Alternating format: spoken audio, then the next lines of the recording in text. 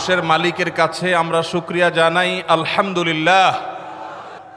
নতুন একটি মাসের সূচনা হয়েছে। আপনারা কি জানেন সেটা কোন মাস?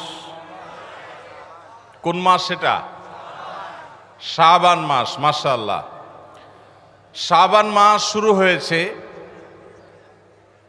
এবং শাবান মাসের 1 তারিখে আমরা ইতোমধ্যে প্রবেশ করে গেছি। শাবান মাস শুরু হয়ে যাওয়ার মানে হলো রমাদানের দিন গণনা শুরু হয়ে যাওয়া। শাবানের প্রথম দিন চলে যাওয়া মানে আর 29 দিন, আর 28 দিন, আর 27 দিন, দ্বিতীয় দিন, তৃতীয় দিন পর, এভাবে দিন গণনা করতে করতে রমাদানের যে প্রতীক্ষা, রমাদানের যে প্রহর গোনা, রমাদানের যে অপেক্ষা, সেটা সমাপ্তির দিকে যাবে ইনশাআল্লাহ।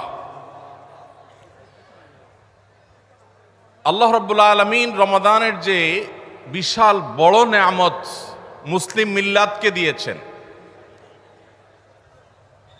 এই রমাদানে শুধু ইবাদত বন্দেগী নয়, ইসলামের ইতিহাসের বড় বড়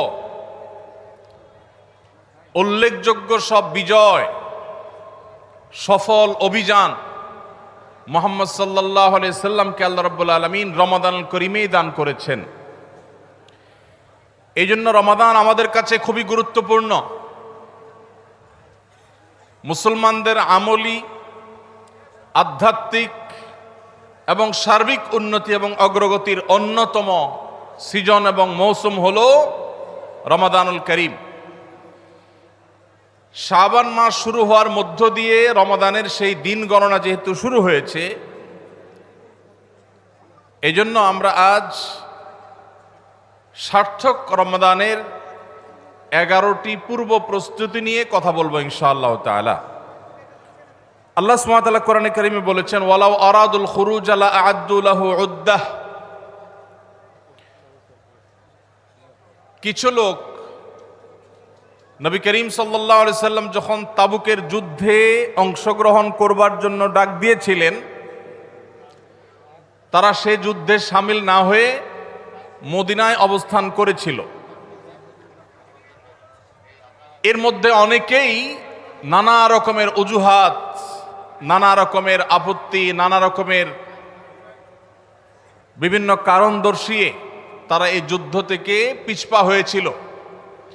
আল্লাহ রাব্বুল আলামিন কোরআনে কারীমে আয়াত নাজিল করে তাদের সে ঘড়িমসির আসল কারণ উল্লেখ করেছেন। আল্লাহ সুবহানাহু ওয়া তাআলা বলেছেন, ওয়ালাউ আরাদুল খুরুজ লা আ'আদ্দু লাহু উদ্দাহ। যদি সত্যি আল্লাহর রাহে জিহাদের ময়দানে যাওয়ার সদিচ্ছা তাদের থাকতো, তাহলে তারা আগে থেকে প্রস্তুতি গ্রহণ করত। যারা নানা রকম অজুহাত দাঁড় করাচ্ছে, এদের আসলে তাবুকের জিহাদে শামিল হওয়ার সেই সদিচ্ছাই ছিল না। যদি সদিচ্ছা থাকতো, আগে থেকে তারা প্ল্যান, প্রোগ্রাম, পরিকল্পনা সেগুলো তারা করত। ঠিক একইভাবে তো আল্লাহ রাব্বুল আলামিন ঠিক একইভাবে রমজান মাসের যে ইবাদতের বিশাল বড় অপার সম্ভাবনা আমাদেরকে দান করেছেন, এই সম্ভাবনাকে কাজে লাগাতে হলে তার জন্য যথাযথ প্রস্তুতি গ্রহণ করা জরুরি। আমাদের দেশে বেশিরভাগ মুসলমান রমাদান মাস আসলে আমরা কম বেশি নেকামলের চেষ্টা করি, কিন্তু রমাদানের অনেক আগে থেকে যে আমাদের যথাযথ পূর্ব প্রস্তুতি গ্রহণ করার কথা, দুর্ভাগ্যজনকভাবে সেই প্রস্তুতি যথাযথভাবে আমরা বেশিরভাগ লোক গ্রহণ করি না। যার ফলে রমাদান আসে, রমাদান চলে যায়, আবার রমাদান মাস আসে, আবার চলে যায়। আমাদের তেমন কোনো পরিবর্তন হয় না, আমাদের মধ্যে তেমন কোনো চেঞ্জ আসে না, আমাদের জীবনের ভিতরে তেমন কোনো দৃশ্যমান পরিবর্তন চোখে পড়ে না। এই জন্য সম্মানিত ভাইরা আমার, রমাদানকে যদি আমরা যথাযথভাবে কাজে লাগাতে চাই, তাহলে যথাযোগ্য প্রস্তুতি এখন থেকে, শাবান থেকেই আমাদের গ্রহণ করতে হবে। প্রিয় নবী সাল্লাল্লাহু আলাইহি সাল্লাম বলেছেন, ইন্নাল্লাহা ইউহিব্বু ইযা আমিলা আহাদুকুম আমালান আন ইউতকিনাহ। আল্লাহ রাব্বুল আলামিন বান্দা যে কোনো কাজ করলে সেটা যদি ইতকানের সাথে করে, দৃঢ়তার সাথে করে, উত্তম উপায়ে করে, যথাযথভাবে করে, সে কাজটা যদি করার মতো করে তো আল্লাহ তাআলা সেটাকে পছন্দ করেন এবং ভালোবাসেন। আমরা যদি রমাদান মাসে সিয়াম এবং কিয়াম, রোজা এবং তারাবি, অন্যান্য আমল ইবাদত বন্দিগি গতানুগতিকভাবে করে শেষ করি, আমরা যদি দায় সারাভাবে শেষ করি, তাহলে এটা আল্লাহ তাআলার প্রিয় পাত্রে আমাদেরকে শামিল করবে না। আর যদি রমাদানের প্রত্যেকটি ইবাদত বন্দিগি এটা হয় ইতকানের সাথে, এটা হয় দৃঢ়তার সাথে, এটা হয় সুন্দরতম উপায়ে, এটা হয় যথাযথভাবে, তাহলে সেই ইবাদত আমাদেরকে আল্লাহর প্রিয় পাত্রে পরিণত করবে ইনশাআল্লাহ।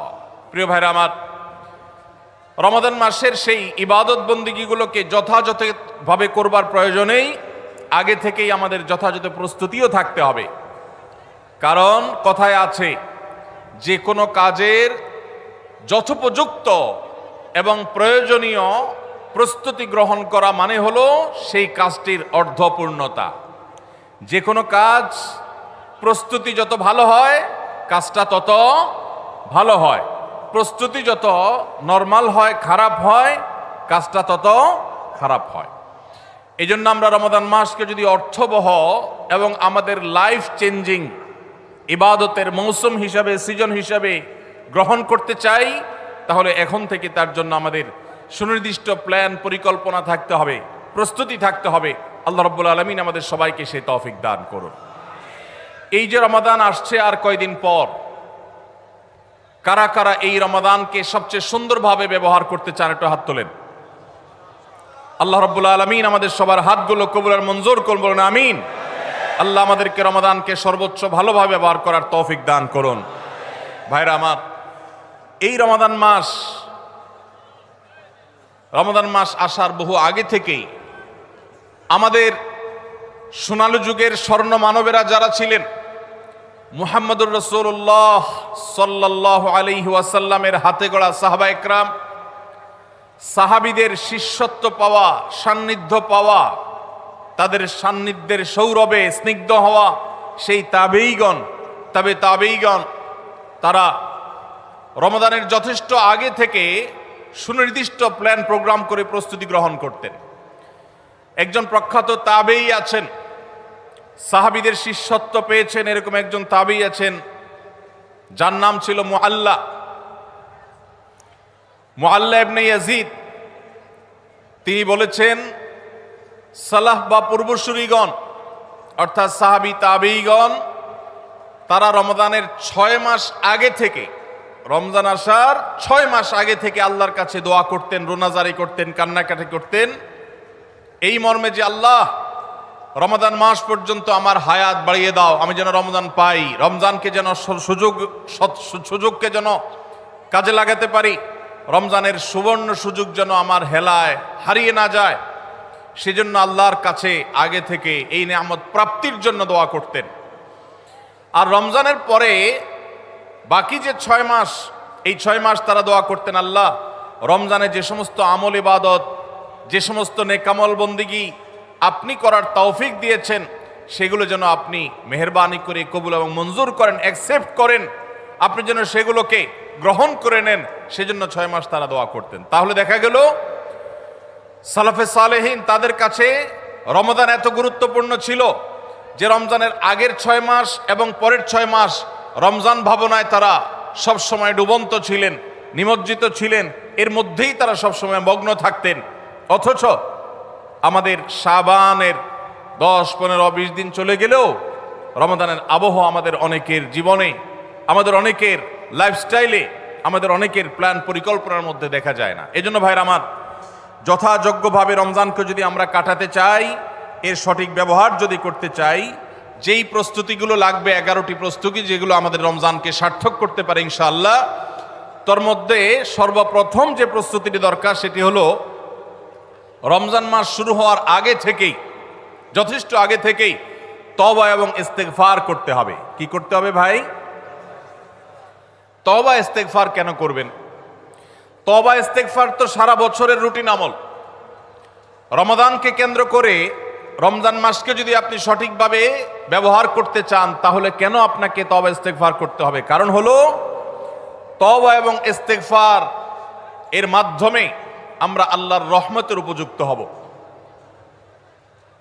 মক্কার মসজিদুল হারামের ইমাম শেখ আব্দুর রহমান আস-সুদাইস হাফিজাহুল্লাহ, তার কাছে সৌদি আরবের কিছু যুবকরা এসেছিলেন, এসে বললেন, শেখ, প্রতি বছর রমজান আসলেই আমরা অনেক প্ল্যান প্রোগ্রাম করি, অনেক কোরআন খতম দেব, অনেক নেকামল করব, দোয়া রোনাজারি করব, দান সাদাকা করব। দুর্ভাগ্যজনকভাবে সেটা আমাদের আর রমজান মাসে করা হয় না। আফসোস করতে করতে রমজান মাস পার হয়ে যায়। আপনি আমাদেরকে পরামর্শ দিন, কেন আমাদের প্রতি বছর জীবনে রমজান আসে অথচ সেটা সঠিক ব্যবহার করতে পারি না। তখন শেখ সুদাইস তাদেরকে বলেছিলেন, রমাদান মাসে ইবাদত বন্দেগী করতে পারা এটা আল্লাহর নেয়ামত, এটা আল্লাহর অনুগ্রহ, এটা আল্লাহর রহমত। যে রমজান পেয়েও ইবাদত করতে পারলো না সে তো হতভাগা, কপাল পোড়া। এই হতভাগ্যের কাতারে সাধারণত সেই মানুষগুলোই পড়ে যারা আল্লাহর রহমতের উপযুক্ত না।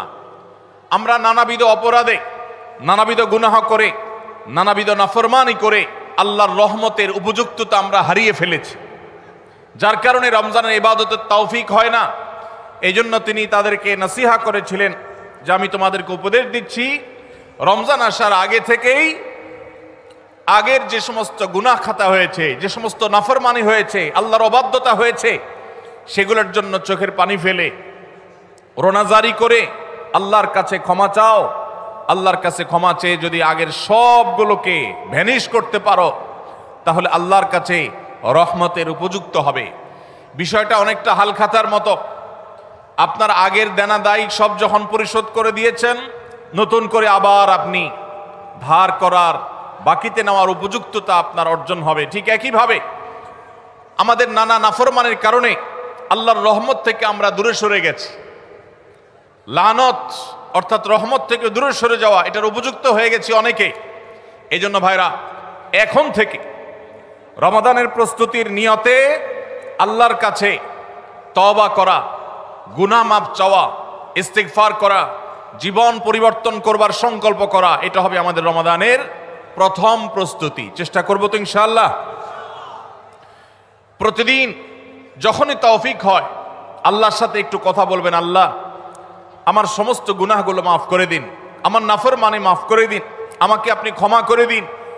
আমি যদি আপনার রহমতের জন্য কোনো কারণে অনুপযুক্ত হয়ে যাই, আমার কোনো বদবখতির কারণে, আমার কোনো কৃতকর্মের কারণে, তো আপনি সেগুলো মাফ করে দিন। এই যে দোয়া, এই দোয়া আপনাকে রমাদানে আল্লাহর ইবাদত বন্দেগী করার, আল্লাহর কাছে রোনাজারি করার, আল্লাহর কাছে ভালো আমল নিবেদন করার যে তৌফিক, এটার উপযুক্ত করে দিবে ইনশাআল্লাহ। তাহলে রমাদানের প্রস্তুতির প্রথমটি আমরা পেয়ে গেলাম, সেটা হলো আগের গুনাহ খাতাগুলো থেকে ইস্তিগফার করা, তওবা করা, ফিরে আসা। এর মধ্য দিয়ে রমাদানে ইবাদতের জন্য নিজেকে প্রস্তুত করব ইনশাআল্লাহ। চেষ্টা করা যাবে না ইনশাআল্লাহ।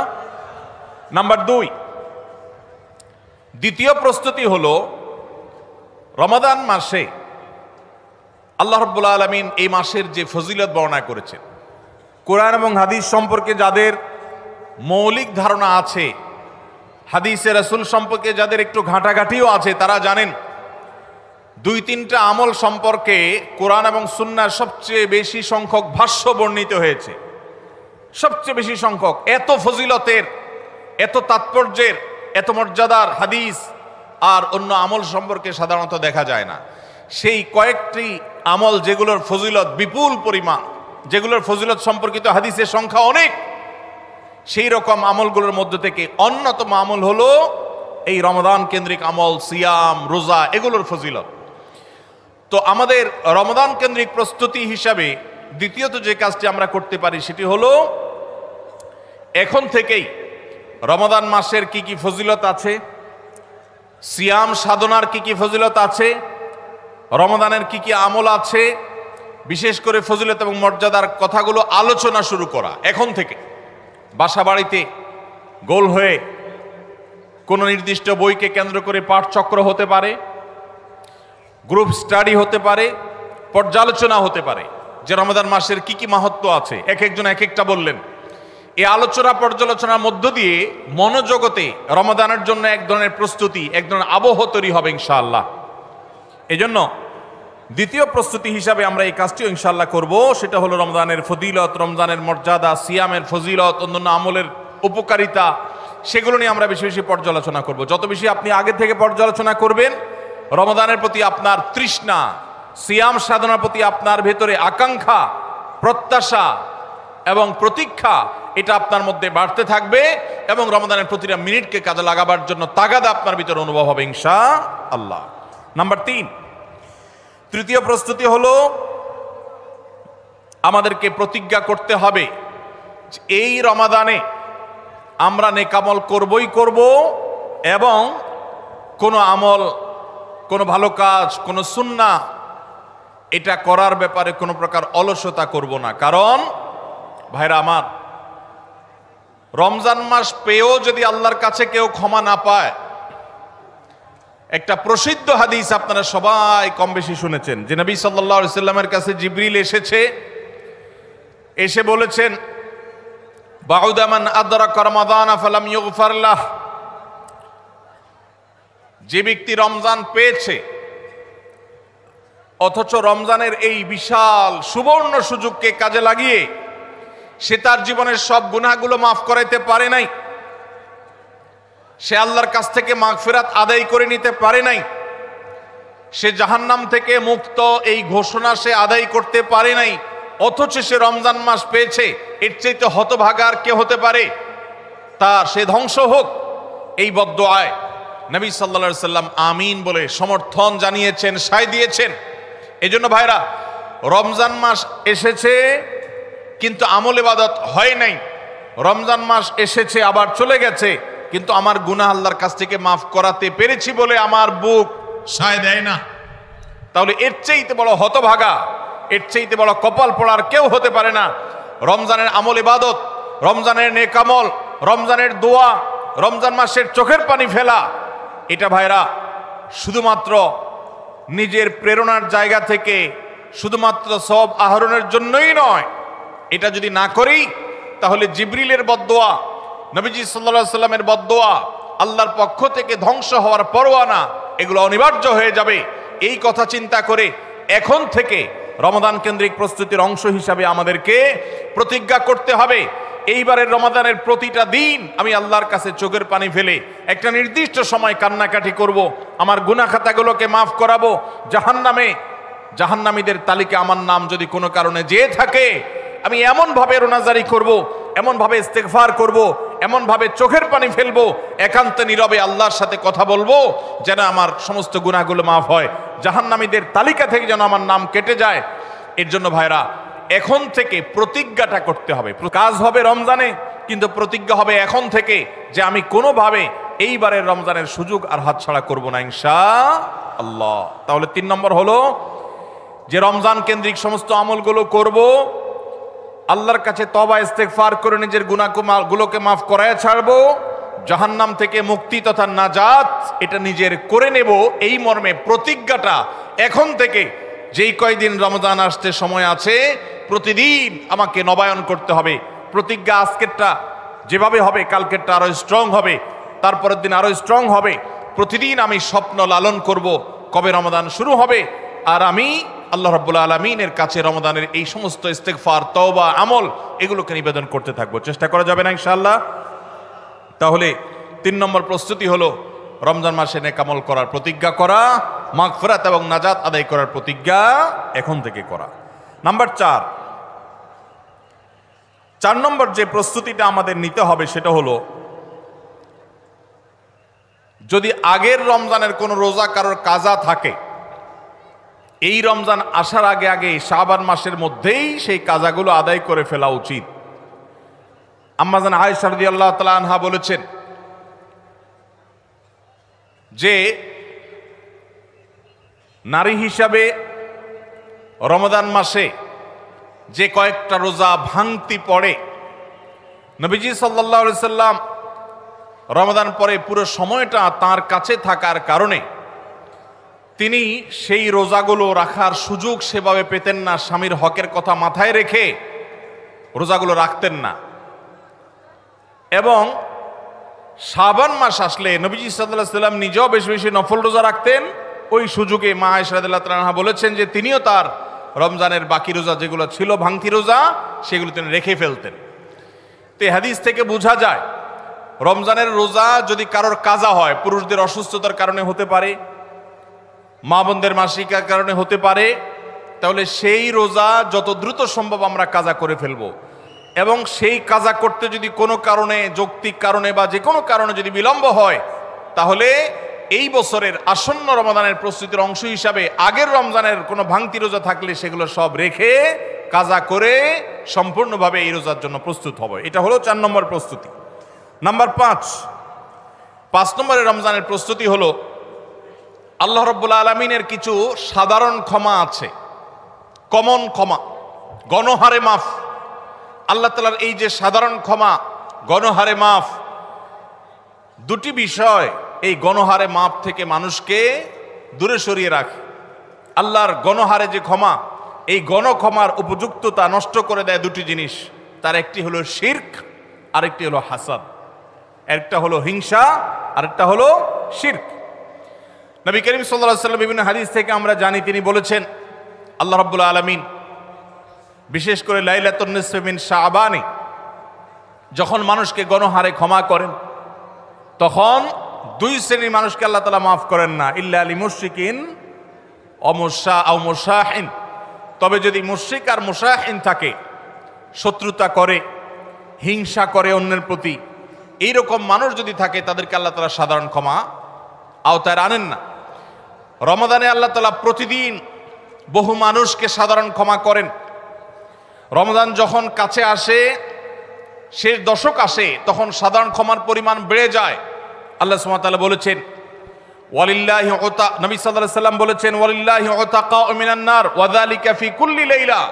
রমজানের প্রত্যেক রাতে বহু মানুষকে আল্লাহ তাআলা জাহান্নাম থেকে মুক্ত ঘোষণা দিয়ে দেন। অমুক জাহান্নাম থেকে মুক্ত, অমুকের ছেলে অমুক জাহান্নাম থেকে মুক্ত, অমুকের ছেলে অমুক, তার নাম জাহান্নামের তালিকা থেকে কাটা, জান্নাতের তালিকা চলে আসবে। অসংখ্য মানুষকে এভাবে এই সুযোগ আল্লাহ তাআলা দান করেন। যারা শিরকে লিপ্ত, সেটা যেই কোনো ধরনের শিরক হোক, কবরকে যারা সিজদা করে, মাজারকে যারা পুজো করে, জীবিত মৃত মানুষকে যারা সিজদা করে, কবরে যারা প্রার্থনা করে, সেখানে যারা সন্তান চায়, ব্যবসার উন্নতি চায়, যত প্রকার শিরক আছে কবর কেন্দ্রিক, এগুলাতে লিপ্ত হয়, অথবা এর বাইরে আরো যত রকমের শিরক গোটা দুনিয়াতে আছে, কোন প্রকার শিরকে যখন মানুষ লিপ্ত হয়, তখন এই ব্যক্তি আল্লাহ তাআলার সাধারণ ক্ষমার উপযুক্ত আর থাকে না। এই জন্য ভাইরা, রমজানের প্রস্তুতির অংশ হিসাবে 5 নম্বরের যে প্রস্তুতি আমরা গ্রহণ করব, সেটা হলো আল্লাহ তাআলা যেহেতু রমজানে অনেককেই সাধারণ ক্ষমা করবেন, আমি যেন সেই সাধারণ ক্ষমা প্রাপ্ত সৌভাগ্য মানুষদের তালিকায় ঢুকতে পারি, সেজন্য আমার অন্তর থেকে হিংসাকে ধুয়ে মুছে সাফ করে ফেলতে হবে। কোনো মুসলমানের কল্যাণ দেখে আমার কষ্ট হবে না, কারোর ভালো দেখে আমার ভেতরে জ্বালা পড়া হবে না। পারলে তার জন্য আরো বেশি দোয়া করব। যে কারোর ভালো হোক আমি আরো ভালো চাইব, কারোর কোনো ক্ষতি আমি চাইব না। এই কল্যাণকামিতাই হলো দিন। আদ-দীন ওয়ান-নাসীহা। কিলা লিমান ইয়া রাসূলুল্লাহ? ক্বালা লিল্লাহি ওয়া লিরাসূলিহি ওয়া লিআম্মাতিল মুসলিমিনা ওয়া আইম্মাতিহিম। নবী সাল্লাল্লাহু আলাইহি সাল্লাম বলেছেন, ধার্মিকতা কিসের নাম? ধার্মিকতা, দিনদারিতা কিসের নাম? ধার্মিকতা হলো কল্যাণকামিতার নাম। আল্লাহ রাব্বুল আলামিনের আদেশ নিষেধ মেনে চলা, নবী সাল্লাল্লাহু আলাইহি সাল্লামের আদেশ নিষেধ মেনে চলা, এটাই হলো তাদের জন্য কল্যাণকামিতা। আর সকল স্তরের সাধারণ মানুষের কল্যাণ চাওয়া, কারোর ক্ষতি না চাওয়া, এটাই হলো দিনদারিতা। যে ব্যক্তি কারোর ক্ষতি চায়, যে মুসলমান আরেক মুসলমানের ভালো দেখলে তার ভেতরে জ্বালা পোড়া করে, অস্থিরতা আসে, সে ভালো মুসলমান না, সে হিংসুক, তার ভিতরে কবিরা গুনাহ আছে। এই জন্য রমাদান মাসে আল্লাহর সাধারণ ক্ষমা পেতে হলে অন্তরকে এখন থেকে পরিচ্ছন্ন করতে হবে, চোখটা বন্ধ করে মনে রাখতে হবে, স্মরণ করতে হবে, আমার আশেপাশে এমন কে আছে যার কল্যাণ দেখলে আমার সহ্য হয় না, যার ভালো দেখলে আমার ভিতরে জ্বালা পোড়া করে, যার সুসংবাদ শুনলে আমার ভিতরে খারাপ লাগা কাজ করে। তাহলে বুঝতে হবে তার প্রতি আমার হিংসা আছে। আল্লাহর জন্য নিজের হিংসা থেকে পরিচ্ছন্ন হয়ে অন্তরকে ধুয়ে সাফ করে তারপরে রমজানের সাধারণ ক্ষমার জন্য উপযুক্ত করতে হবে এখন থেকে। ঠিক একইভাবে আমি আমার কথায়, আমার কাজে, আমার বিশ্বাসে কোনো মাধ্যমে আল্লাহর সঙ্গে শিরক করছে কিনা, আরশের মালিকের সাথে শিরক করছে কিনা, আল্লাহ বলেছেন ইন্নাল্লাহা লা ইয়াগফিরু আন ইউশরাকা বিহি ওয়া ইয়াগফিরু মা দুনা যালিকা লিমান ইয়াশা। আল্লাহর সঙ্গে শিরক করা হলে এটা আল্লাহ মাফ করবেন না। শিরকের অপরাধ এটা যদি কেউ করে তওবা ছাড়া মারা যায়, আল্লাহ তাআলা এই অপরাধ ক্ষমা করবেন না, এটা আল্লাহর আগে থেকে দেওয়া ঘোষণা। কোরআনে আল্লাহ আরো বলেছেন, লোকমান হাকিমের উদ্ধৃতি দিয়ে, ইন্না শিরকা লাযুলমুন আযীম, তিনি তার সন্তানকে উপদেশ দিতে গিয়ে বলেছিলেন যে ইন্না শিরকা লাযুলমুন আযীম, শিরক সবচেয়ে বড় অপরাধ। এজন্য ভাইরা, শিরক থেকে পরিচ্ছন্ন না থাকলে রমাদানের কোনো ইবাদত, কোনো আমল আমাদের কাজে আসবে না। এজন্য রমজানের প্রস্তুতি হিসাবে শিরক এবং হিংসা থেকে অন্তরকে পরিচ্ছন্ন করা, পবিত্র করা, এটা হলো আমাদের পঞ্চম প্রস্তুতি। নাম্বার 6, বিগত রমজান যেগুলো আমাদের জীবনে এসেছে, সেই সমস্ত রমাদানে কেন আমার আমল ইবাদত হয় নাই? রমজান আসার আগে নিয়ত করছি কোরআনটা খতম দেব, কিন্তু দিতে পারি নাই। রমজান আসার আগে নিয়ত করেছিলাম এই বছর একটা তারাবিও মিস করব না, কিন্তু অনেকগুলো মিস হয়ে গেছে। রমজান আসার আগে নিয়ত করেছিলাম এই বছর রমজান থেকে এই ধূমপান করা ছেড়ে দিব, কিন্তু অনেকে ছাড়তে পারেন নাই। রমজান আসার আগে নিয়ত ছিল এই বছর রমজানে একটা খারাপ জিনিসও মোবাইলে টিভিতে দেখব না, কিন্তু সেই প্রতিশ্রুতি রাখতে পারি নাই। কেন পারি নাই? বিগত রমজানের সমস্ত আমল নামা নিয়ে বসতে হবে এখন থেকে, শাবান থেকে, আজকে থেকেই, যে আমার গত রমজানে আমল ইবাদতের ক্ষেত্রে প্রতিবন্ধকতা, বাধাগুলো কি কি ছিল, একটা একটা করে সম্ভব হলে লিখে ফেলবেন। নাম্বার 1, আমি তারাবিটা নিয়মিত পড়তে পারি নাই, কারণ অমুক অমুক বন্ধুর সাথে আড্ডায় যেতে হয়েছে, তাহলে এটা আমার একটা বাধা। আমি হারাম জিনিস থেকে বেঁচে থাকবো, কিন্তু পারি নাই কেন? কারণ ফেসবুকে ঢুকছে একটা কাজে, সেখান থেকে আমার আরো 5টা অকাজ করা লাগছে, তাহলে এটা আরেকটা কারণ, ফেসবুক। এইভাবে একটা একটা করে আপনি যদি কারণ লেখেন, লেখার পর আসন্ন রমাদানকে অর্থবহ এবং সার্থক করবার স্বার্থে এবং প্রয়োজনে সেই চিহ্নিত কারণগুলো একটা একটা ধরে হিম্মত করে, সৎসাহস করে, আল্লাহকে সন্তুষ্ট করবার আশায় ছুঁড়ে ফেলে দিতে হবে নিজের জীবন থেকে। এই সংকল্প এবং এই কাজটা যদি আপনি করতে পারেন, তাহলে ইনশাআল্লাহ আপনি দেখবেন আপনার এই রমজান আপনার জীবনের শ্রেষ্ঠ রমজান হয়েছে। ভাইরা আমার, নবী করিম সাল্লাল্লাহু আলাইহি সাল্লাম তাঁর জীবদ্দশায় কয়টা রমজান পেয়েছেন? মাত্র 8টা রমজান পেয়েছেন। দ্বিতীয় হিজরিতে রমজানের রোজা ফরজ করা হয়েছে, দশম হিজরিতে আল্লাহ তাকে দুনিয়া থেকে নিয়ে গেছেন। মাত্র 8টা রমাদান তিনি পেয়েছেন নবী সাল্লাল্লাহু আলাইহি সাল্লাম। বহু সাহাবী আছেন, তাদের জীবনে রমজান মাত্র পেয়েছেন একটা রমজান পেয়েছেন। এরপরে রমজান আসার আগে হয়তো জিহাদের ময়দানে গিয়ে শাহাদাত বরণ করেছেন। অনেক সাহাবী আছেন হয়তো 40, 45, 50 বছর বয়সে ইসলাম গ্রহণ করেছেন, এরপরে কয়েক বছরের মধ্যে দুনিয়া থেকে চলে গেছেন, রমজান পেয়েছেন অল্প কয়েকটা। আর আমরা জন্মসূত্রে মুসলমান হওয়ার সুবাদে এক একজন মানুষ 20টা, 30টা, 40টা, 50টা রমজান আমরা পেয়েছি।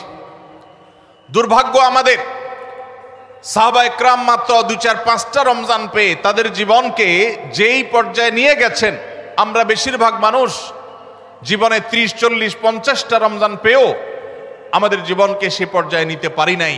ভাইরা আমার, এই জন্যই আসন্ন রমাদানকে সঠিকভাবে ব্যবহার করবার জন্য আমাদের বিগত রমজানগুলোর সমস্ত সমস্যাগুলোকে চিহ্নিত করতে হবে। কি কি কারণে আমি এর আগের রমজানগুলো সঠিকভাবে কাজে লাগাতে পারিনি, ব্যবহার করতে পারিনি, সেগুলো একটা একটা করে দূর করতে হবে।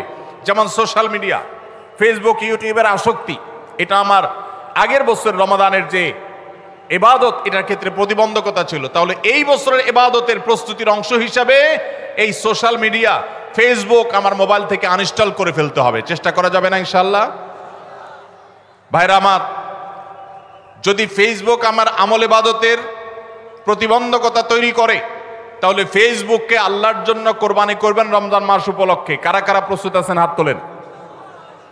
বুঝে শুনে হাত তুলছেন? বুঝে শুনে হাত তুলছেন? আল্লাহ এই হাতগুলোকে সবগুলোকে কবুল মঞ্জুর করুন।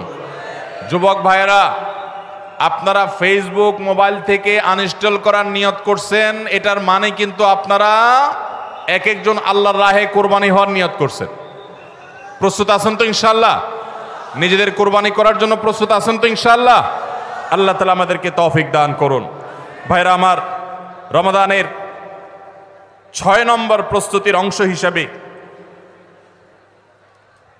যে কাজটি করতে হবে বলছিলাম সেটা হলো আমাদের সমস্যাগুলো কি কি হয়েছে সেগুলো চিহ্নিত করে সেগুলো দূর করতে হবে। আর 7 নম্বর প্রস্তুতির অংশ হিসাবে আমরা যেটি করব সেটা হলো রমাদান কেন্দ্রিক সমস্ত আহকাম এবং মাসাইল বিধিবিধানগুলো আমাদের শিখে ফেলতে হবে। এটা রমজানের প্রস্তুতি।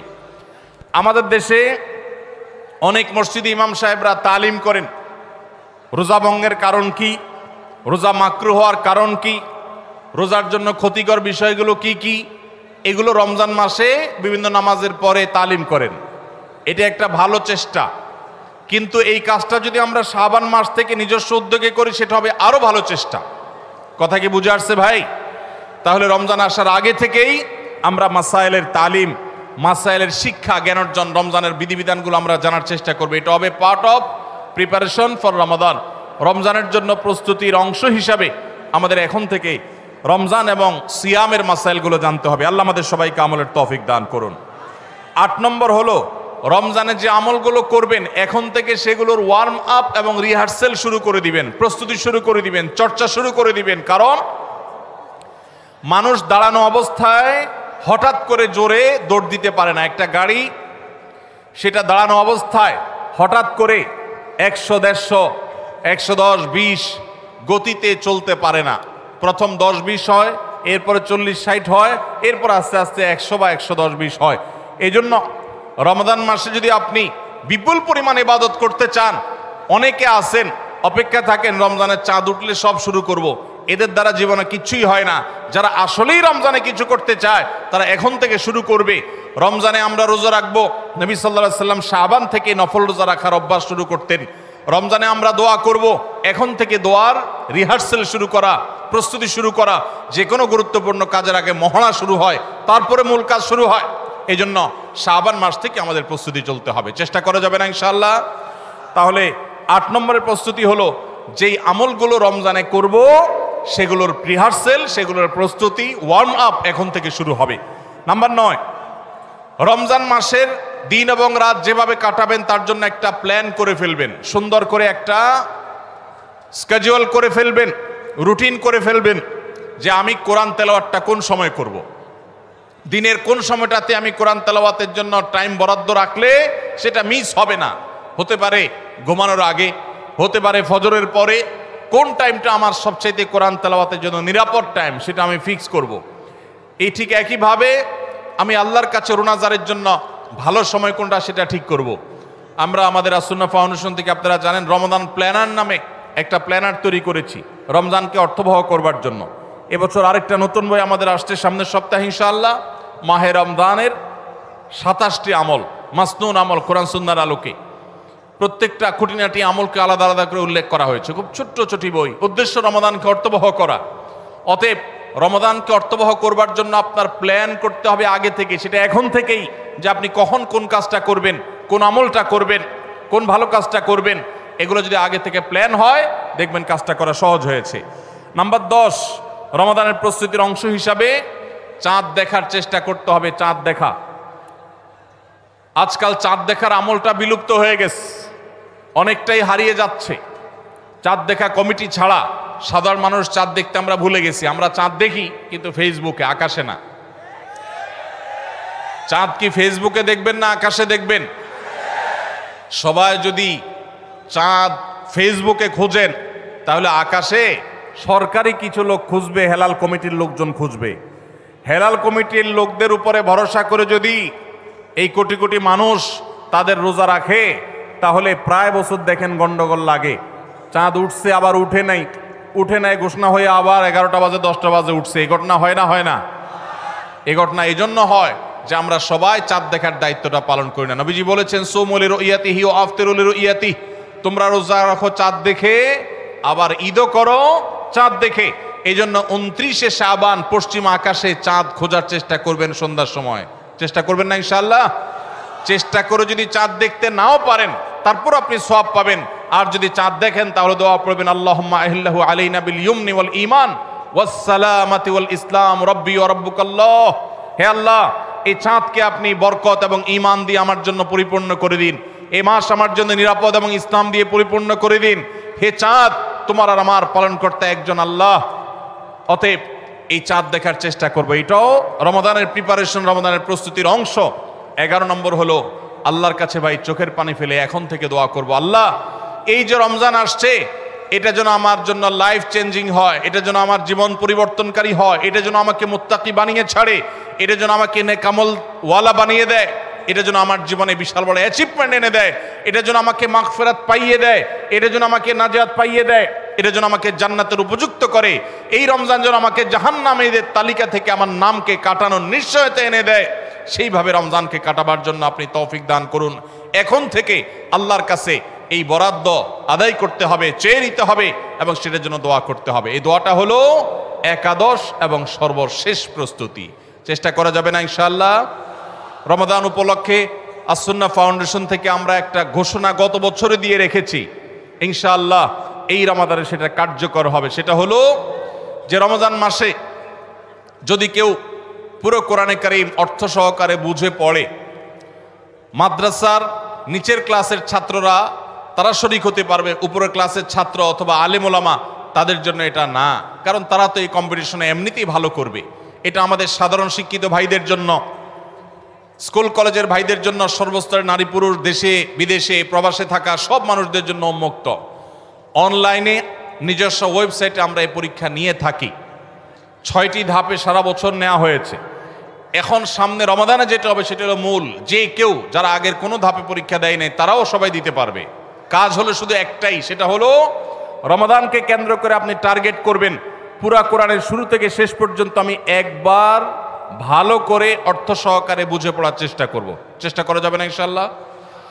আল্লাহ তাআলা কি বলেছেন পুরা কোরআনে? আমরা অনেকেই পড়তে চাই, জানতে চাই, কিন্তু হয়ে ওঠে না। আপনি এই রমজানকে কেন্দ্র করে যদি টার্গেট করেন প্রতিদিন আমি 1 পারা বা 1.5 পারা, ইমাম সাহেব বা হাফেজ সাহেব তারাবিতে যে তেলাওয়াত করেন পুরো পারাটা আমি যদি সুন্দর করে দেখে যাই এবং দেখার পরে পরিবারের লোকদের সাথে গ্রুপ স্টাডি করি, মুদারাসা করি, যেটা নবী সাল্লাল্লাহু আলাইহি সাল্লাম জিবরিলের সাথে করতেন, সেটা যদি আপনি করেন তাহলে রমজানের শেষ জুমাবার বাদ ফজর অনলাইনে আমাদের পেজ থেকে লিঙ্ক দেওয়া হবে। লিঙ্কে ক্লিক করে শর্ট টার্মে একজন একটু রেজিস্ট্রেশন করে দিতে হবে, নিজে পারলে ভালো, না হলে যারা অনলাইন বোঝে তারা 1 মিনিট লাগবে রেজিস্ট্রেশন করতে, বাস। এরপরে আপনি ডাইরেক্ট পরীক্ষা দিতে পারবেন। এমসিকিউ প্রশ্ন, একটা অক্ষরও লিখতে হবে না, সব প্রশ্ন উত্তর দেওয়া আছে, 4টা উত্তর দেওয়া থাকবে, সঠিকটা সিলেক্ট করতে হবে। এই পরীক্ষা যারা বিজয়ী হবেন তাদের জন্য পুরস্কার হলো 15 লক্ষ টাকা। 15 লক্ষ টাকার পুরস্কারের ঘোষণা আমরা দিয়েছি। এর মধ্যে প্রথম 3 জনকে আমরা ইনশাআল্লাহ বিদিনিল্লাহ ওমরা করাবো। 3 জনের ওমরার জন্য আল্লাহর 3 বান্দা ইতোমধ্যে স্পন্সর হয়ে টাকা জমা দিয়ে দিয়েছেন আমাদের কাছে। এখন শুধুমাত্র কারা কারা ওমরা যেতে চান সে মানুষগুলো দরকার। আপনারা সবাই যেতে চান ইনশাআল্লাহ? অতএব ভাইরা, রমাদানকে কেন্দ্র করে ওই যে প্রিপারেশন, প্রস্তুতির অংশ হিসাবে এখন থেকে কোরআনে কারীম বুঝে পড়া শুরু করে দেন। পরীক্ষার দিন পরীক্ষা দেন। আপনি পুরস্কার জিতেন আর না জিতেন, আল্লাহ বলেছেন ফাস্তাবিকুল খায়রাত, ভালো কাজে প্রতিযোগিতা করা এটা ইটসেলফ একটা ভালো কাজ। অতএব আপনি পরীক্ষায় অংশগ্রহণ করেছেন, প্রতিযোগিতায় নাম লিখিয়েছেন, এটাই একটা ইবাদত। আপনার রমাদান কর্তব্য করে দিতে পারে ইনশাআল্লাহ। সবার চেষ্টা করবো তো ইনশাআল্লাহ রমাদানকে কেন্দ্র করে। তাহলে যেই প্রস্তুতিগুলো আমরা নিতে পারি, যেগুলো আমাদের রমাদানকে অর্থবহ করতে পারে, তার ভিতরে 1 নম্বর বলেছিলাম তওবা ইস্তেগফার করে আগের সব গুনাহগুলো থেকে আল্লাহর কাছ থেকে মাগফিরাত আদায় করে নেওয়া, যাতে করে রমজানে ইবাদতের জন্য আপনি উপযুক্ত হন, আল্লাহর রহমত প্রাপ্তির তৌফিক প্রাপ্ত হন। অনেক সময় গুনাহগুলো ইবাদতের ক্ষেত্রে বাধা হয়, গুনাহের কারণে আল্লাহর ইবাদতের তৌফিক হয় না। নাম্বার 2, আল্লাহ রাব্বুল আলামিন রমাদানের এবং সিয়ামের যে ফজিলতের কথা বলেছেন, নবীজি সাল্লাল্লাহু আলাইহি সাল্লাম যেসব ফজিলতের কথা বলেছেন, মর্যাদা, মাহাত্ম্য, তাৎপর্যের কথা বলেছেন, এগুলোর আলোচনা, পর্যালোচনা এগুলো এখন থেকে শুরু করা। আপনার অফিসে বাসায় বিভিন্ন রকমের হাদিস, রমাদানের ফজিলত, সাহারি ইফতারের ফজিলত, গুনাহমুক্ত থাকার ফজিলত, তাকওয়া চর্চার ফজিলত, রমজানের আমল, এগুলো এখন থেকে জানাশোনা শুরু করে দেন। এখন থেকে এটা রিহার্সাল শুরু করেন। রমাদানকে অর্থবহ করবার জন্য আমরা রমাদান প্ল্যানার করেছি। রমাদানকে অর্থবহ করবার জন্য আমরা তারাবির সালাতে কোরআনের বার্তা বই করেছি। রমাদানকে অর্থবহ করার জন্য আমাদের আরেকটা বই আসছে, মাহে রমজানের 27 আমল। এই সব আয়োজন কিভাবে রমজানকে সুন্দরভাবে কাটানো যায় সেজন্য এখন থেকে আপনি ফজিলতের হাদিসগুলো জানেন, আলোচনা করেন, দেয়ালে দেয়ালে নিজের বাসায় লাগায় রাখেন এবং বারবার দেখেন, পর্যালোচনা করেন, আবহ তৈরি হবে ইনশাআল্লাহ। নাম্বার 3, তৃতীয় প্রস্তুতি হলো এইবারের রমাদানে যে কোনোভাবে মাগফিরাত আদায় করে ছাড়বো আল্লাহর কাছ থেকে। জাহান্নামীদের তালিকা আমার নাম থেকে থাকলে এটা কাটায় ছাড়বো এই মর্মে প্রতিজ্ঞা করা, এটাও প্রিপারেশন। এখন থেকে নিয়ত করা যে এই রমজানটা অর্ডিনারি রমজান হবে না, এই রমজানটা শুধু সাহারি আর ইফতার আর তারাবি এই তিন জিনিসের নাম হবে না, এটা একটা অর্থবহ রমজান হবে। একটা নাফরমানি আমি করব না, একটা গুনাহ আমি করব না। এখন থেকে প্রতিজ্ঞা করতে হবে নিজের সাথে নিজে, প্রতিদিন নিজের সাথে নিজের বোঝাপড়া ফাইনাল করতে হবে, এটা প্রস্তুতি। নাম্বার 4, বিগত রমাদানের যদি কোনো রোজা কাজা হয়ে থাকে সেগুলো সব আদায় করে শেষ করতে হবে শাবানের মধ্যে। নাম্বার 5, শিরক এবং হাসাদ, হিংসা, এগুলোর কারণে আল্লাহর সাধারণ ক্ষমার উপযুক্ততা মানুষ হারিয়ে ফেলে, সেগুলো থেকে মুক্ত থাকার প্রতিজ্ঞা করে মুক্ত থাকার জন্য চেষ্টা করতে হবে এখন থেকে, যে শিরক থেকে থাকলে জীবনে কখনো সেই শিরক থেকে মুক্ত হওয়া, অন্তরের কারো প্রতি হাসাদ থাকলে সেটাকে দূর করা, তার কল্যাণকামী হওয়া, এগুলোর মধ্য দিয়ে রমজানে যে সাধারণ ক্ষমা হবে তার জন্য যে উপযুক্ততা তৈরি করা, এটাও রমজানের প্রস্তুতির অংশ। নাম্বার 6, বিগত রমজানগুলোতে কোন কোন কারণে আমার আমল হয় না, কোন দোস্তের কারণে, কোন বন্ধুর কারণে, কোন গ্রুপের কারণে, কোন অ্যাপসের কারণে, কোন ফেসবুকের কারণে, সেগুলো একটা একটা করে এই রমজানে যেন জীবনে না থাকে সেগুলা ছিন্ন করার জন্য প্রস্তুতি নেওয়া। নাম্বার 7, রমজানের মাসলা মাসাইলগুলো জানা, এটাও রমজানের প্রস্তুতির অংশ, এখন থেকে সেটা করা। 8 নম্বর হলো রমজানে যে আমল করতে চান এখন থেকে সেগুলো শুরু করে দেন, তেলাওয়াত করা। অনেক সালাফ শাবান মাস থেকে প্রচুর তেলাওয়াত করা শুরু করতেন, নবীজি শাবান মাস থেকে নফল রোজা শুরু করতেন। এগুলো হলো আগে থেকে প্রস্তুতি এবং মহড়া। রমজানে যা করবেন, দান সাদকা করবেন, এখন থেকে লিস্ট করেন, তালিকা শুরু করে দেন, টাকা পয়সা জোগাড় শুরু করে দেন, এগুলো হলো পার্ট অফ প্রিপারেশন। 9 নম্বর হলো রমজান কিভাবে কাটাতে চান তার একটা রুটিন করে ফেলেন, দিন রাত 24 ঘন্টার রুটিন। বাচ্চাদের, ফ্যামিলির অনেক ধরনের আমল আছে রমজানকে কেন্দ্র করে, যেগুলো হারিয়ে গেছে আমাদের সমাজ থেকে। রুটিন করেন এবং ইলম অর্জন করার চেষ্টা করেন। নাম্বার 10, চাঁদ দেখার চেষ্টা করতে হবে, এটাও রমজানের প্রস্তুতির অংশ। আর 11 নম্বর হলো আল্লাহর কাছে দোয়া করতে হবে, আল্লাহ যেন আমাদেরকে রমজানের রোজাকে যথাযথভাবে আদায় করার তৌফিক দান করেন। চেষ্টা করা যাবে তো ইনশাআল্লাহ। আল্লাহ রাব্বুল আলামিন আমাদের সবাইকে রমজানকে সর্বোচ্চ কাজে লাগাবার, সর্বোত্তম ব্যবহার করবার তৌফিক দান করুন। সবাই চেষ্টা করবো তো ইনশাআল্লাহ। ভাইরা আমার, জীবনে রমজান হতে পারে এটাই শেষ, সেই চিন্তা করেই আমাদেরকে রমাদানকে ইস্তেকবাল করতে হবে, অভ্যর্থনা জানাতে হবে। এটাকে শেষ রমজান ধরেই প্রিপারেশন নিতে হবে, আগাইতে হবে। এইবার যদি সুযোগ মিস হয় হয়তো আর সুযোগ আমার কাছে আসবে না, সেই চিন্তা করেই করতে হবে। তাহলে ইনশাআল্লাহ এই রমাদানে অর্থবহ কিছু করা সম্ভবপর হবে। আমরা সবাই সেজন্য যার যার জায়গা থেকে সচেষ্ট হব আগে থেকেই। এবং মনে রাখবেন, আবারও বারবার বলছি যে নবী সাল্লাল্লাহু আলাইহি সাল্লামের সেই হাদিসটি মাথায় রাখতে হবে, রমজান মাসটা আমল করে ইবাদত করে কিছু কামাইতে পারলাম ভালো, না কামাইতে পারলাম তেমন কোনো ব্যাপার না। ব্যাপারটা সেরকম না। ব্যাপারটা হলো, যদি এই মাস চলে যায় আর অবহেলায় আপনি আল্লাহর কাছ থেকে মাগফিরাত আদায় করতে না পারেন, তাহলে বাউদামান আদরাকা রমাদান ওয়া লাম ইগফার লাহ, এই হাদিসের মেজদাক হবেন আপনি, এই হাদিসের প্রয়োগ ক্ষেত্র হবেন আপনি। সেক্ষেত্রে রমজান পেয়েও মাগফিরাত না পাওয়ার কারণে ধ্বংস অনিবার্য হয়ে যাবে। এটা শুধুমাত্র শখের বিষয় না, এটা ডু অর ডাই এর মতো ব্যাপার। আপনি রমজান পাইলেন না, মাগফিরাত পাইলেন না, জাহান্নাম নিশ্চিত হবে। অতএব যারা বাঁচতে চাই তারা এখন থেকে প্ল্যান প্রোগ্রাম করা যাবে না ইনশাআল্লাহ। সেই সাথে আমি শুরুতে যেটা বলেছিলাম, রমাদান সেই মাস যেই মাসে আমল এবং ইবাদতের শুধু উন্নতি আর তারাক্কি না, মুসলমানদের সার্বিক অগ্রগতি, উন্নতি আল্লাহ রাব্বুল আলামিন এই মাসে দিয়েছেন। ঐতিহাসিক বদরের যুদ্ধের সেই স্মৃতি বিজড়িত মাস এই রমাদান। মক্কা বিজয়, বড় বড় ঘটনা ইসলামের ইতিহাসে, বড় বড় সাফল্য আল্লাহ তাআলা রমাদানে দিয়েছেন। অতএব সেই জন্য নিজেদেরকে প্রস্তুত করতে হবে, প্রস্তুতি এখন থেকে গ্রহণ করতে হবে। এবং বাংলাদেশের এই মাটি আল্লাহ রাব্বুল আলামিন যেন দ্বীনের জন্য, ঈমানের জন্য, কোরআনের জন্য, সুন্নাহর জন্য কবুল করেন। এদেশের মুসলমানদের অন্তরের অন্তঃস্থলে যেন দ্বীনকে আল্লাহ তাআলা গেঁথে দেন।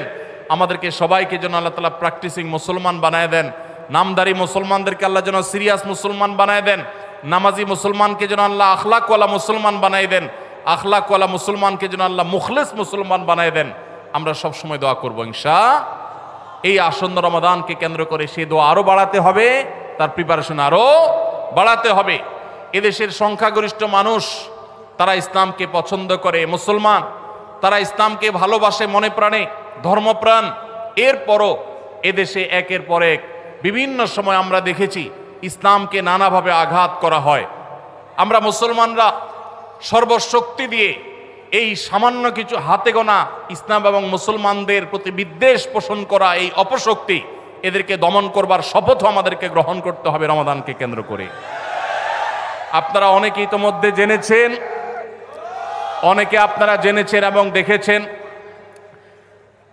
দেশে সংস্কার কার্যক্রম যে চলমান আছে, এখানে নারী বিষয়ক সংস্কারের যে কমিশন, সেই কমিশন পত্রপত্রিকা আপনারা দেখেছেন, অনেকে সুপারিশ করেছে বৈষম্য দূর করার নাম দিয়ে কোরআন যে বাবার সম্পত্তিতে, মায়ের সম্পত্তিতে মেয়েদেরকে ছেলেদের অর্ধেক সম্পদ দিতে বলেছে, সে আইনটা এখনো সামাজিকভাবে প্রচলিত আইনে কার্যকর আছে। পরিবর্তন করার, আল্লাহর বিধানকে পরিবর্তন করার সুপারিশ করেছে এই নারী বিষয়ক সংস্কার কমিশন। এই সুপারিশ বাস্তবায়ন করার দুঃসাহস যদি কেউ দেখায়, তাহলে এটা হবে সবচেয়ে বড় অপরিণামদর্শী কাজ, সবচেয়ে দুর্ভাগ্যজনক অধ্যায়। শুনতে খুব ভালো শোনা যায়, খুব মুখরোচক মনে হয়, একই বাবার সন্তান ছেলে এবং মেয়ে, ছেলে 2 টাকা পাইলে মেয়ে কেন 1 টাকা পাবে?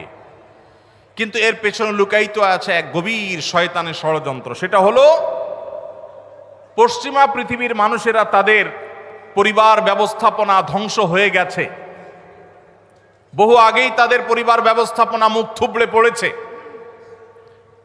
আজ এই ভারতবর্ষে শুধু মুসলমান কেন, আমাদের এই অঞ্চলের হিন্দু, খ্রিস্টান, বৌদ্ধ সব ধর্মের মানুষের মধ্যে পারিবারিক বন্ডিং এবং পরিবার ব্যবস্থাপনা, স্বামী স্ত্রীর মধ্যকার সৌহার্দ্য যতটুকু আছে, পশ্চিমারা সেগুলা কল্পনাও করতে পারে না।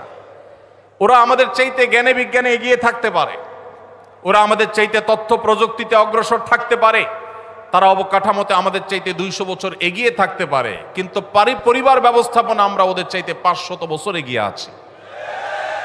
আমাদের এখানকার স্বামী স্ত্রীর মধ্যকার ভালোবাসা, এটা তাদের দেশে সোনার হরিণ।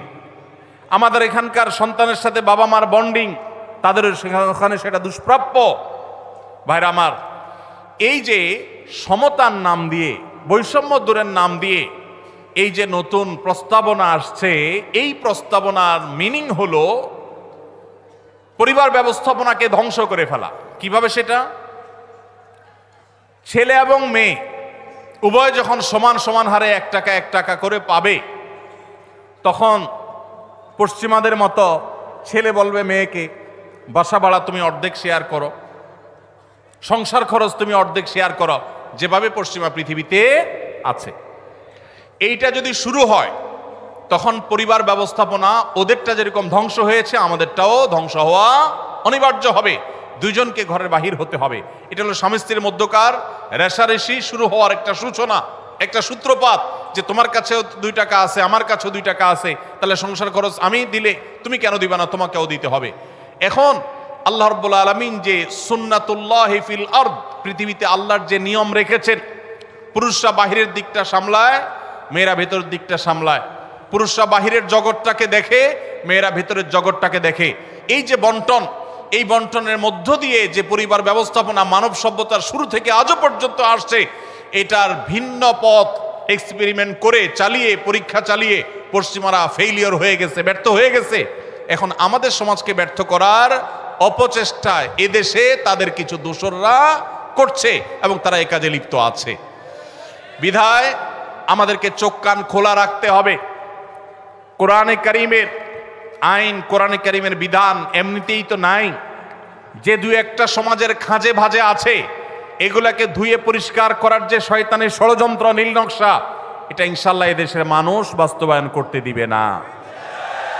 এদেশের মানুষ দিনকে যতটা ভালোবাসে, ফু মেরে, তুড়ি মেরে সংস্কারের নামে আল্লাহর দেওয়ার সেই বিধান, এটাকে উড়িয়ে দেয়া হবে আর সাধারণ মানুষ চুপচাপ বসে থাকবে। এটা বোকার স্বর্গে বসবাস করা ছাড়া আর কিছুই নয়। এমনিতেই কোরআনের কোন আইন, কোন বিধান, আল্লাহর আদেশ বা নিষেধ, মুসলিম অধ্যুষিত দেশ হিসাবে, ধর্মপ্রাণ মানুষদের দেশ হিসাবে, সেটা আমাদের আইনে, সংবিধানে এমনিতেই স্থান পাচ্ছে না। যেগুলো আছে দুই একটা সেগুলো মুছে পরিষ্কার করার এই ষড়যন্ত্র এদেশের প্রত্যেকটা মুসলমান রুখবে ইনশাআল্লাহ। ভাইরা আমার, এই জন্য আমাদেরকে চোখ কান খোলা রাখতে হবে, আমাদেরকে সতর্ক থাকতে হবে। তবে সেই সাথে আমাদের এও মাথায় রাখতে হবে, মা বাবার সম্পদে বোনদের অধিকার, এটাকে আমরা অনেক পুরুষরা বঞ্চিত করছি, তাদেরকে অধিকার দিচ্ছি না। যেটুকু কোরআন বলেছে সেটুকুর বাস্তবায়ন হলেই সমাজ শান্তিতে পরিপূর্ণ হয়ে যাওয়ার কথা, কিন্তু সেটা বাস্তবায়ন করার নাম নাই, সেটাকে পরিবর্তন করার বরং চেষ্টা চলছে।